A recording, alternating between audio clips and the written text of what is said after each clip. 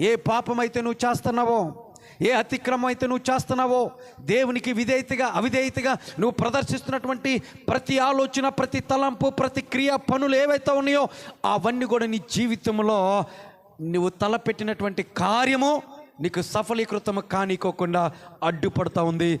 ఈ రోజున దేవుని సన్నిధిలో ఈ మాటలు వింటున్నటువంటి నీవు నీ పాపాన్ని దేవుని సన్నిధిలో ఒప్పుకోవాలా? ఒప్పుకుంటావా? ఒప్పుకోవాలా? దేవుని వాక్యం సెలవిస్తుంది. మీ పాపములు ఒప్పుకుని ఎడలా ఏమైందంట? మీ పాపములు ఎవరైతే దేవుని సన్నిధిలో పాపములు ఒప్పుకుంటాడో, పాపములు ఒప్పుకున్నవాడు వర్ధిల్లుతాడు. వాటిని దాచిపెట్టి పాపములను దాచిపెట్టివాడు ఏమవుతాడంట? వర్ధిల్లుడు. కానీ వాటిని ఒప్పుకొని వదిలేసిన వాడు దేవుని కనికరమును పొందుతాడని వాక్యం సెలవిస్తూ ఉంది. నువ్వు దేవుని కనికరమును పొందాలంటే